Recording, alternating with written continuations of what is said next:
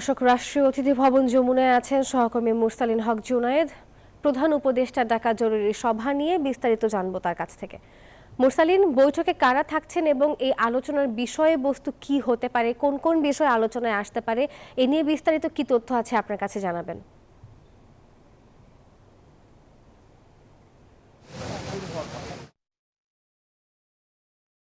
শফিকুল আলমের যেই বক্তব্যটি প্রচার করলেন আপনারা, সেখানে শফিকুল আলম আরও যে বিষয়গুলো বলেছেন যে গতকাল রাত 10টা নাগাদ প্রধান উপদেষ্টা বাংলাদেশে আসেন এবং বাংলাদেশে প্রবেশ করা মাত্রই তিনি বিডার যে চেয়ারম্যান চৌধুরী আশিক তাকে কিন্তু নির্দেশ দিয়েছিলেন যে খুব জরুরি ভিত্তিতেই যারা বড় রপ্তানিকারক রয়েছেন তাদের সাথে বসতে বলেছেন। তৈরি পোশাক খাতের সাথে এবং অর্থনীতিবিদরাও কিন্তু সেই বৈঠকে থাকার কথা তিনি বলেছেন। এবং বান্ডেল থাকলে প্রতি সেনমানিতে টাকা বাঁচবে।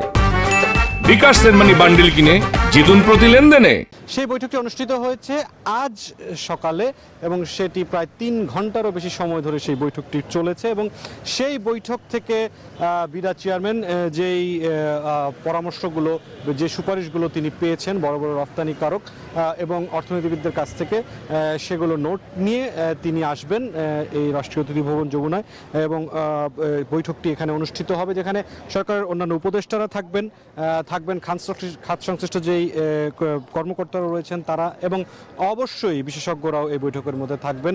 ট্রাম্পের যে নতুন শুল্ক নীতি, সেই নীতি অনুযায়ী প্রায় 37% নতুন করে শুল্ক ধার্য করা হয়েছে বাংলাদেশের জন্য। এবং এই বিষয়টি নিয়ে বৃহস্পতিবারের পর থেকে গত 3 দিন ধরে কিন্তু উদ্বেগ উৎকণ্ঠায় সময় কাটাচ্ছেন দেশের তৈরি পোশাক খাত ব্যবসায়ীরা, পাশাপাশি নানান ধরনের পরামর্শ দিচ্ছেন অর্থনীতিবিদরা। এখন দেখার পালা আজকের বৈঠক থেকে কি ধরনের সিদ্ধান্ত আসে।